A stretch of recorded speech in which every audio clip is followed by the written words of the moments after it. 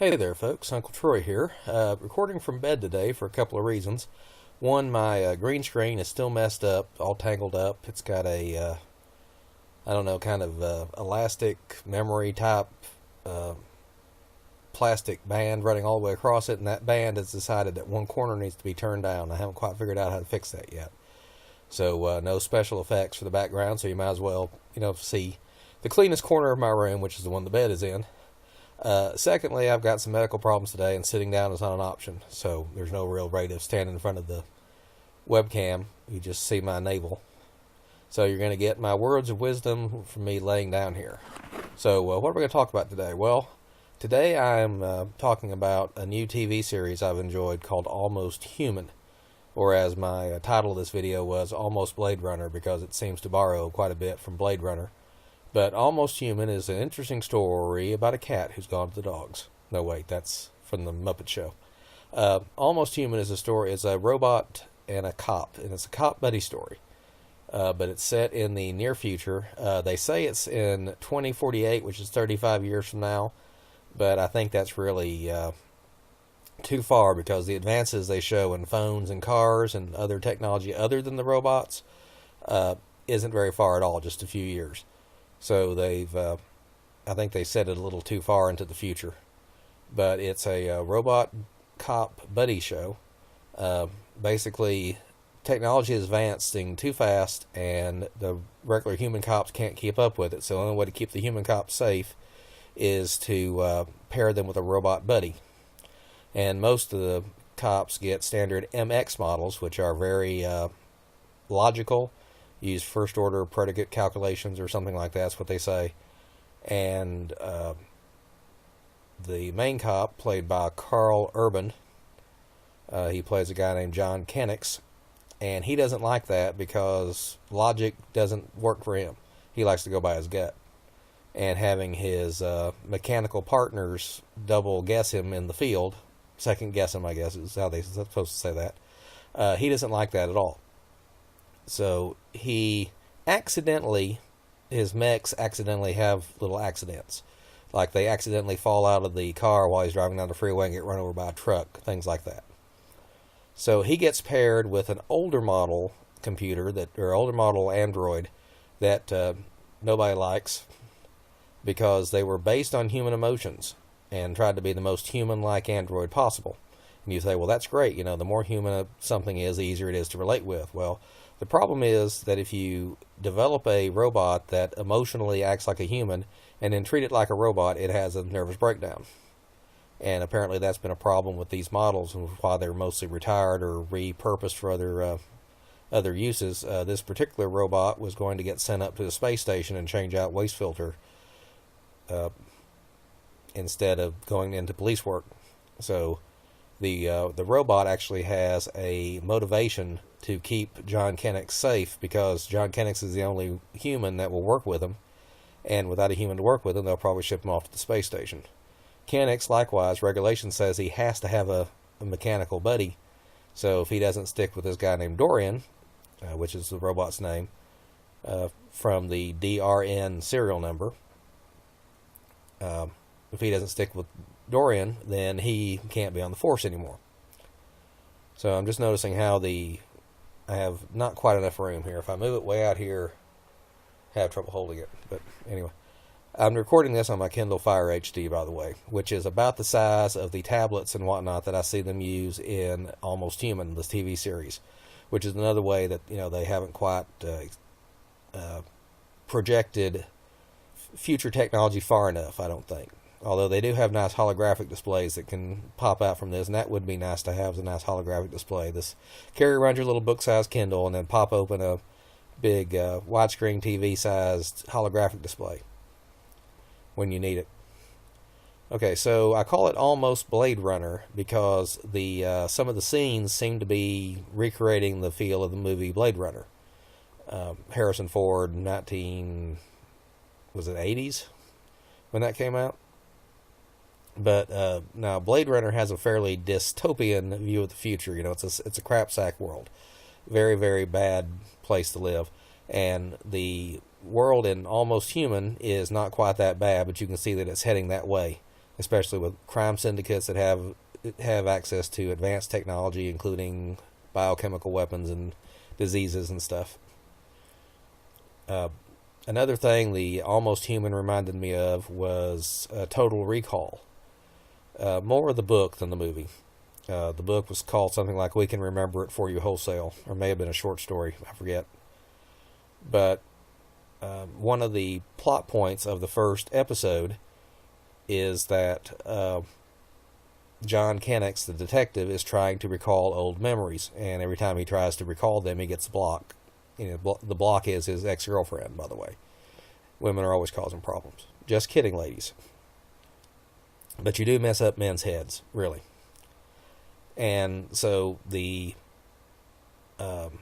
that part and a couple others remind me of the movie Total Recall and the book, the short story it was based on. Another thing that it reminds me of is the early Isaac Asimov. I said it wrong once. I said Isaac Asimov once, and it's stuck in my head ever since. But his name is Isaac Asimov, one of our oldest and greatest and most prolific science fiction written authors. And he wrote a lot of books about robots. And the I, Robot series, the I, Robot movie had very little to do with Isaac Asimov. Don't go by that. However, I will note that in the I'm Robot movie, the protagonist was a police detective that ended up getting paired up with a robot buddy against his will, and also the main detective had a robot arm. And in Almost Human, the human detective has a robot leg from where he was damaged during a raid. The bad guys took him out.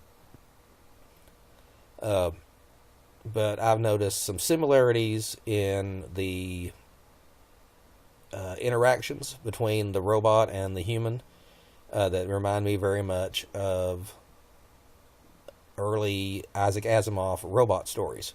In those, it was pretty common for a human to get paired up with a robot to solve some problem. The humans usually had some kind of prejudice against the robots, or the robots didn't like being treated like robots, and that's very similar to what Almost Human is. In fact, when the detective refers to his partner as a synthetic, which is a fairly neutral term to describe a synthetic human, which is what the robot is, the android is, he says, something like, well, there's that term again, I don't care for that term. So it reminds me of, this Almost Human reminds me of Total Recall, Blade Runner, and early Isaac Asimov robot stories. And so if you're going to steal, you need to steal from good stuff. And those are a couple of good movies. Well, yeah, a couple of good movies and a good series of short stories, mostly a few novels. They've stolen from good stuff, is what I'm saying. So if you like the show, you need to check it out before they cancel it. It's Almost Human. It's shows on Fox, I think Monday nights at 8. At least that's what it is in my area. So check your local listings, and check them good, because Fox is going to move it to another night here pretty soon, I'm pretty sure. In fact, let me take a short break, and then I'll come back and explain why I think Fox is going to try to kill this series before you can get a chance to see it. And we're back. Okay, Uncle Troy here, talking about the new show, Almost Human, premiered on Fox last weekend, and why I think you need to watch it, and watch it quickly before it disappears. Here's the deal. Several reasons. First of all is that I am the kiss of death for a TV show or comic book series or whatever. If I get in on the ground floor, see the first episode, or get the first issue or whatever, buy the first book in the series, whatever, and really like it and really hype it up to my friends, then that pretty much guarantees it'll be canceled pretty soon. Just because, and it'll be just the time that I get over my friends' reluctance. I'm a grown man. Why would I buy a comic book? Why would I buy a science fiction story? Why would I buy a science fiction magazine just to read a certain science fiction short story series? Or why would I add a new TV series to my list of TV series that I'm already watching? Why would I, chase down this, chase down that? Once I get over my friends' reluctance and finally sell them on this new series, this new book, this new comic, this new whatever, that's when suddenly it disappears off the market. The show gets canceled, the book stopped being sold on Amazon, just whatever. Just as soon as I get the word out and get people interested in it, that's when it goes away. And that's just the kiss of death. That's just how it is with me. So that's a reason to get here early. Second of all is that I think Fox is going to try to kill this series by doing things like, well, first of all, they're already confusing people on what night it's supposed to be on. The first episode was aired on a Sunday night, so you would think, okay, from now on, it's aired at Sunday night, 8 o'clock. So if I want to see it again, I need to tune in next Sunday at 8 o'clock. Well, wrong, because they aired the pilot episode on Sunday night at 8 o'clock, but the series itself is supposed to air on Monday nights at 8 o'clock. So they've already changed it, once. Second way that studios try to kill the series is they show the episodes out of order, out of production order. And that has already happened. The second episode aired was actually the fifth one filmed. Now, sometimes the production team films things out of order just because, you got more of a budget at this time or the other, or you got an actor that's only available at a certain time. But usually the production team intends the episodes to be aired in the order that they were produced. So we've had the fifth episode produced has already been the second one aired, which means that Fox is deliberately airing these out of order. And that creates confusions because you have characters introduced that show up later and you miss their introduction. Or the characters change costumes, a new uniform for the police or whatever, and you notice that, the characters are wearing gray uniforms and suddenly they're wearing red uniforms for one episode, and then they wear gray uniforms for a couple episodes, and then you have the episode where they get their red uniforms for the first time. And that was Babylon 5, The Crusade, by the way, that series. They jumped back and forth in the uniforms because the network executives insisted on airing the episodes out of order. Another thing they're likely to do is they're going to preempt the show. They're going to have a special. They're going to have a new episode of some other sitcom or whatever that they want to sell to us, and they're going to air that instead of Almost Human for a couple of weeks and hope that people forget about Almost Human. After tuning in for a week or two, then they'll decide, well, we don't want to watch it anymore, and they'll stop looking for it. Another thing they'll do is they'll move it to a new night with no advance notice. Just, one night you'll tune in to Almost Human and you'll see a different show, and you won't know that if you tune in the next night, then you'll see the Almost Human show you're looking for. And another thing networks do, and of course you can't tell this really until you've got the show released on DVD later or whatever, is like they cut out parts. Cut out unnecessary, I'm holding the Kindle with both hands so I can't make my little air quotes, cut out unnecessary exposition or extra character development or minor characters that aren't absolutely necessary to the plot. After the production team has finished production, delivered the episode to the network, then the network will cut out a couple of minutes and put in more advertisements. And you usually can't see this until after the show has come out on DVD or aired in like Great Britain or somewhere else, and then you watch watch the same show on BBC America and realize it's 2 minutes longer and it's got more plot. And that's usually the reason why when two characters that are hardly seem to know each other, suddenly there's an episode where they get married on Valentine's Day. That's network edits right there. They've cut out the scenes in the previous episodes that would have shown the budding romance between these two characters, and then they've slapped the episode that was supposed to air in December into Valentine's Day slot just so they can have a wedding episode for Valentine's Day. And it seems to come out of nowhere, and that's the plot of about 3 different sitcoms that I've seen in the last couple of years. And that's not the fault of the producers, not the fault of the writers, it's the fault of the network that tried to cut a couple of minutes out to put in more advertisements. And all these things, by the way, there's a saying that says don't consider something evil if it can be explained by stupidity. I forget the exact wordings. But the network executives have perfectly valid reasons for everything they do. They chop up the episodes and do extra edits because, well, the show doesn't have great numbers and we need to sell more advertisements, so we're going to add a couple extra commercials in here. They air them out of order because they say, well, this episode tested better with our test groups, and so it have higher ratings, so that's why we aired it in this slot instead of this other slot. They'll preempt the shows and not show them when they're supposed to be because, well, we had this other show that we thought the ratings would be higher and we'd be able to sell more advertisements in this slot if we showed this show instead of the regular show. And finally, the excuse they use for moving new nights is, well, focus group said that our average viewer would be able to find this show better on Wednesday nights than Monday nights, and that's why we moved it. Of course, now the evil explanation is that they're moving it to a new night to a bleh, 2, 3, 4. The evil explanation is that they're moving it to a new night so that our fans can't find it. The people that are already watching it will lose track of it. Same for preempting. They'll preempt the show and not show it on a given night because that way the fans of the show will lose track of it. They'll edit it just to make more money out of it.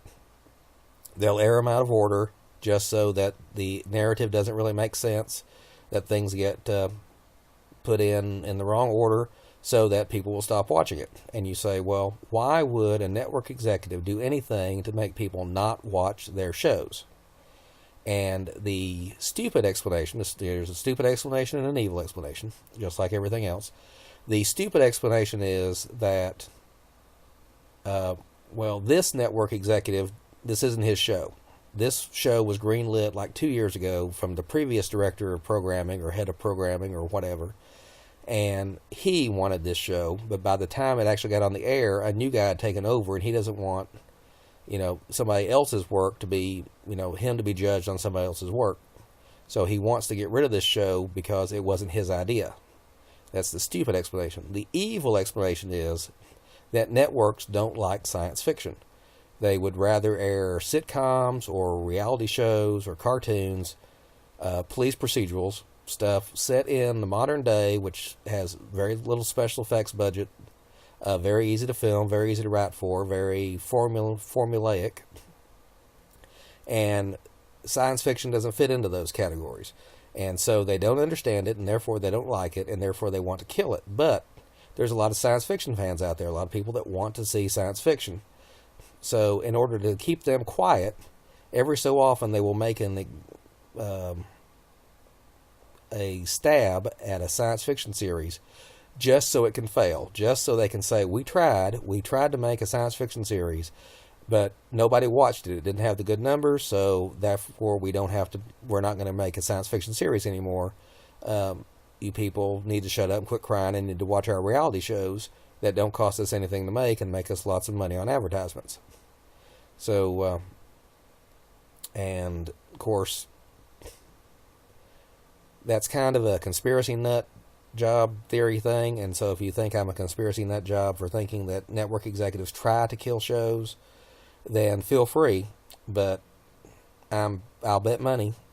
Well, I don't have any money to bet. I'm paying it all for chemotherapy. So I'll bet my reputation that the networks will do things to try to kill Almost Human. They will air the episodes out of order. They've already done that. They'll air the episodes on different nights. They've already done that.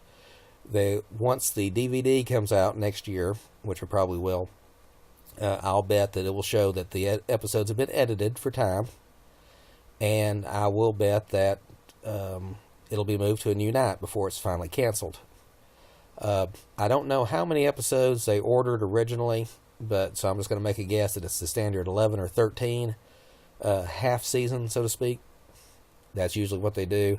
So I'll bet we'll see Almost Human on Wednesday nights for about 3 or 4 episodes.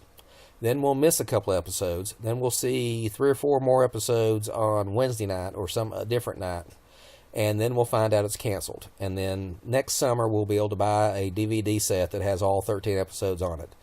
And we'll find out, well, we already know from the internet that it's aired out of order and that things have been cut out of it. So that's the crazy paranoid conspiracy fruitcake theory on that.